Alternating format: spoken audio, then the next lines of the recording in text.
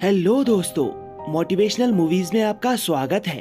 आज हम आपके लिए 1975 में रिलीज हुई मूवी जॉज को एक्सप्लेन करने वाले हैं। इस मूवी को IMDb पर 8.1 आउट ऑफ 10 की जबरदस्त रेटिंग मिली है और सबसे अच्छी बात, इसे मेरे फेवरेट डायरेक्टर स्टीवन स्पीलबर्ग ने डायरेक्ट किया है। मूवी की शुरुआत में हम एक बीच का सीन देखते हैं जहां पर हम कुछ लोगों को पार्टी करते हुए देखते हैं। इन्हीं लोगों के बीच हम एक लड़की को देखते हैं। वो अचानक से रात में उठकर समंदर में स्विमिंग करने के लिए चली जाती है, लेकिन तभी कोई अनजान चीज उसे पानी के अंदर खींचती है और उसे मार देती है। यहाँ सीन कट होकर मार्टिन ब्रोडी की तरफ मुड़ता है। मार्टिन एक पुलिस ऑफिसर है। उसके घर पे कॉल आता है जिसमें उसे लड़की के गायब होने की बात बताई जाती है। मार्टिन ये सुनकर जल्दी से बीच पर आ जाता है। मार्टिन के एक साथी पुलिस ऑफिसर को बीच पर से उस लड़की की लाश के कुछ टुकड़े मिले थे। उन्हें देखकर ये साफ हो रहा था कि ये एक शार्क अटैक है। इसलिए मार्टिन पुलिस स्टेशन आकर बीच को बंद करने की बात करता है। मार्टिन पुलिस स्टेशन से कुछ साइन बोर्ड्स लेकर बीच की तरफ निकल जाता है, लेकिन रास्ते में ही उससे मिलने के लिए इस शहर का मेयर आता है। दरअसल मेयर को खबर मिली थी कि मार्टिन बीच को बंद करने वाला है, इसीलिए वो मार्टिन से बात करता है और उससे कहता है कि इन दिनों हमारे शहर में फेस्टिवल चल रहा है और दुनिया के हर कोने से लोग अपनी लाइफ को एंजॉय करने के लिए यहाँ आते हैं और इससे हमारा शहर बहुत पैसे कमाता है। अगर तुम बीच को बंद करोगे तो हम पैसे नहीं कमा सकते, हम शहर को कैसे चलाएंगे। वो मार्टिन से बीच को खुला रखने के लिए और बीच की सिक्योरिटी बढ़ाने के लिए कहता है। यहाँ सीन बीच की तरफ मुड़ता है जहाँ पर लोग एंजॉय कर रहे थे। एक बच्चा बीच में एंजॉय करने के लिए चला जाता है, लेकिन तभी वहाँ पर शार्क आ जाती है और उस बच्चे को खा जाती है। मार्टिन भी इसी बीच पर होता है और वो ये सब होते हुए अपनी आंखों से देखता है। इसके बाद शहर का मेयर उस शार्क को मारने के लिए $3000 का इनाम रखता है और शहर के सारे बड़े ऑफिशियल्स की एक मीटिंग बुलाता है। इस मीटिंग में शहर के बहुत सारे मछुआरे भी आते हैं जो उस शार्क को मारने की बात करते हैं। सभी लोग शार्क को मारने के लिए अलग अलग सुझाव दे रहे थे, लेकिन तभी इन मछुआरों के बीच में हम क्विंट नाम के एक आदमी को देखते हैं। वो मेयर से कहता है कि अगर तुम मुझे $10,000 दोगे तो मैं उस शार्क को मार दूंगा। साथ ही वो मेयर से ये भी कहता है कि वो शार्क भूखी है, जब तक तुम बीच को बंद नहीं करोगे तब तक वो एक एक करके लोगों को खाती रहेगी। मेयर क्विंट को $10,000 देने से मना कर देता है, लेकिन वो फिलहाल कुछ देर के लिए बीच को बंद कर देता है। लेकिन अब इस $3000 के ऑर्डर के बाद शहर के सभी मछुआरे समंदर में उस शार्क को मारने के लिए चले जाते हैं। वहीं दूसरी तरफ मार्टिन से मिलने के लिए एक ओशियनोग्राफर आता है जिसका नाम मैट हूपर है। मार्टिन मैट को उस लड़की की लाश के टुकड़े दिखाता है, जिन्हें देखने के बाद मैट उसे बताता है कि जिस शार्क ने लड़की पर अटैक किया था वो शार्क बहुत बड़ी है। वहीं कुछ मछुआरे एक टाइगर शार्क को पकड़ लेते हैं, जिसे देखने के बाद सबको यही लग रहा था कि यही वो शार्क है जिसने उस बच्चे और उस लड़की को मारा है। लेकिन मैट उसे देखते ही बता देता है कि ये वो शार्क नहीं है। मैट ये बात मेयर को भी बता देता है, लेकिन उसकी बात पर यकीन करने के बजाय मेयर बीच को फिर से खुलवा देता है। तभी वहाँ पर मार्टिन से मिलने के लिए उस बच्चे की माँ आती है जिसे शार्क ने मार डाला था।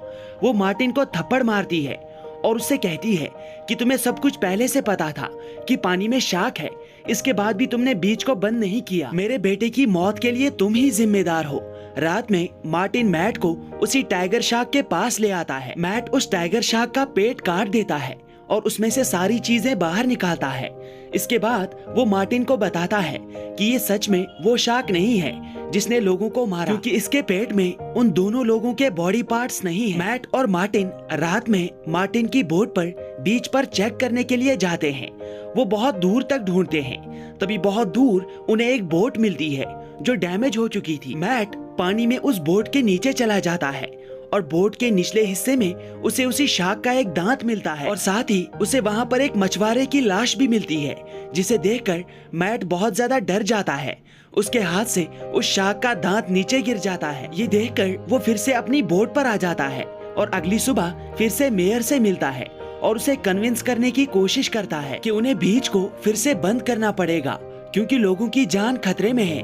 वो शार्क अभी जिंदा है, लेकिन मेयर इससे साफ मना कर देता है। वो कहता है कि 4 तारीख को यहाँ पर बहुत सारे टूरिस्ट आने वाले हैं। अगर हमने बीच बंद किया तो हमारा बहुत नुकसान हो जाएगा, इसलिए हम बीच की सिक्योरिटी बढ़ा देंगे। 4 तारीख को सच में इस जगह पर टूरिस्ट का हुजूम लग जाता है। दुनिया के हर कोने से बहुत सारे टूरिस्ट इस जगह पर आ जाते हैं और इस सिचुएशन को नजर में रखते हुए मेयर इस बीच की सिक्योरिटी को बढ़ा देता है। लोग पानी में एंजॉय कर रहे थे, लेकिन तभी वहाँ पर वो शार्क आ जाती है। उसे देखकर लोग बीच की तरफ भागने लगते हैं। कोस्ट गार्ड जल्दी से उस जगह पर पहुँच जाते हैं, लेकिन तभी उन्हें पता चलता है कि वो शार्क नहीं है, बल्कि 2 बच्चे लोगों के साथ प्रैंक कर रहे थे। वहीं दूसरी तरफ हम देखते हैं कि वो शार्क सच में वहाँ पर आ रही है। वहाँ पर पानी में कुछ बच्चे और एक आदमी होता है। वो शार्क उस आदमी को मार देती है। ये देखकर वो बच्चे काफी ज्यादा डर जाते हैं। इन बच्चों में मार्टिन का बेटा भी होता है, जिसका नाम माइकल है। माइकल इस अटैक को देखकर शॉक में चला जाता है और उसे हॉस्पिटल भेजा जाता है। कुछ देर बाद मेयर हॉस्पिटल में आता है और उसे इस बात का बहुत दुख होता है कि उसकी लापरवाही की वजह से एक और आदमी की जान चली गई। इसलिए वो मार्टिन से कहता है कि मैं क्विंट को $10,000 देने के लिए तैयार हूँ अगर वो उस शार्क को मार दे। ये बात सुनते ही मार्टिन जल्दी से क्विंट के पास आ जाता है। वो अपने साथ मैट हूपर को भी लेकर जाता है और कुछ देर बाद मार्टिन, मैट, क्विंट के साथ शार्क को मारने के लिए निकल जाते हैं। क्विंट समंदर में शार्क को पकड़ने के लिए अपना जाल बिछाता है और बहुत देर तक इंतजार करता है। तभी वो शार्क उनकी बोट के पास आ जाती है। उसे देखकर मार्टिन बहुत ज्यादा डर जाता है, क्योंकि उसने एक्सपेक्ट भी नहीं किया था कि ये शार्क इतनी बड़ी होगी। बहुत चालाकी से क्विंट उस शार्क के ऊपर एक हुक फंसा देता है और उस हुक के साथ वो एक बैरल को बांध देता है, लेकिन वो शार्क उस बैरल को लेकर पानी के नीचे चली जाती है। क्विंट मैट और मार्टिन को बताता है कि इस शार्क का वजन लगभग 3 टन होगा। रात में क्विंट और मैट एक दूसरे को अपनी स्टोरी सुनाते हैं। उन दोनों को अलग अलग शार्क अटैक्स में बहुत सारे जख्म लगे थे। ये दोनों अलग अलग शार्क अटैक्स में बहुत बार मरते मरते बचे थे। ये लोग एक दूसरे को स्टोरी ही सुना रहे थे, लेकिन तभी वहाँ पर शार्क आ जाती है और इनकी बोट पर बार बार टक्कर मारती है, जिससे पानी इनकी बोट के अंदर भरने लगता है। लेकिन ये लोग हिम्मत नहीं हारते। सुबह तक ये लोग आराम से अपनी बोट को ठीक कर लेते हैं, लेकिन अगली सुबह इन्हें अपनी बोट के पास वही बैरल मिलता है जो इन्होंने शार्क के साथ बांधा था। उस शार्क ने इस बैरल की रस्सी काट दी थी, लेकिन तभी वो शार्क वहाँ पर आ जाती है। मार्टिन को समझ आ जाता है कि इतनी बड़ी शार्क को ये 3 लोग नहीं मार सकते, इसलिए वो कोस्ट गार्ड को मदद के लिए बुलाता है। लेकिन तभी वहाँ पर क्विंट आता है और वो उस रेडियो को तोड़ देता है, क्योंकि वो उस शार्क को अकेले मारना चाहता था। वो इस बात से ऑब्सेस्ड हो चुका था। वो अपनी राइफल लेकर बाहर निकल जाता है और फिर से शार्क पर एक हुक बांध देता है और उसके साथ एक और बैरल को बांधता है। वो शार्क इनकी बोट के आसपास ही घूम रही थी और इसी वजह से मैट उस पर एक और हुक फंसाने में कामयाब हो जाता है। वो उस हुक के साथ एक और रस्सी बांध देता है और उस रस्सी को बोट पर बने हुए हुक के साथ टो कर देता है, ताकि वो उस शार्क को बोट की मदद से खींचकर बीच के पास ले जा सके। लेकिन वो शार्क बहुत बड़ी होती है और बहुत पावरफुल होती है। वो इनकी बोट को पीछे खींचने लगती है, जिस वजह से इनकी बोट के इंजन रूम में पानी चला जाता है और साथ साथ ही वो हुक भी टूट जाता है जिसके साथ शार्क को बांधा गया था। ये तीनों फिर से शार्क का इंतजार करते हैं और शार्क फिर से एक बार इनकी बोट के पास आ जाती है। क्विंट डिसाइड करता है कि वो अपनी बोट को बीच के पास लेकर जाएगा और शार्क इनका पीछा करते करते बीच के पास ही आएगी। क्विंट अपनी बोट को फुल स्पीड में भगाता है और वो शार्क सच में इनका पीछा करती है, लेकिन थोड़ी दूरी तक जाने के बाद इनकी बोट का इंजन पानी भरने की वजह से खराब हो जाता है। इनकी बोट में लगातार पानी भर रहा था, इस वजह से अब इनकी बोट डूबने लगती है। अब मैट क्विंट और मार्टिन को बताता है कि वो उस शार्क को जहर का इंजेक्शन देकर मार सकता है और इसके लिए वो तैयारी भी करता है, लेकिन इसके लिए उसे शार्क प्रूफ केज में पानी के अंदर जाना होगा। ये लोग मिलकर शार्क प्रूफ केज को तैयार करते हैं और उसे पानी में डाल देते हैं। मैट उसमें बैठकर पानी के नीचे चला जाता है। उसके हाथ में एक स्पेयर होता है जिसकी मदद से वो शार्क को उस जहर का इंजेक्शन देगा, लेकिन जैसे ही शार्क उस पर अटैक करती है तो मैट के हाथ से वो स्पेयर छूट जाता है और वो नीचे गिर जाता है। शार्क बार बार उस केज पर अटैक करती है और उसे तोड़ देती है और इसी वजह से मैट उस केज से निकलकर समंदर की तह में चला जाता है। वहीं दूसरी तरफ जब मार्टिन और क्विंट उस केज को पानी से बाहर निकालते हैं तो वो देखकर चौंक जाते हैं कि मैट उस केज के अंदर नहीं है। उन्हें लगता है कि मैट को उस शार्क ने मार दिया है, लेकिन तभी वो शार्क उनकी बोट पर फिर से अटैक करती है, जिस वजह से अब बोट में ज्यादा तेजी से पानी भरने लगता है।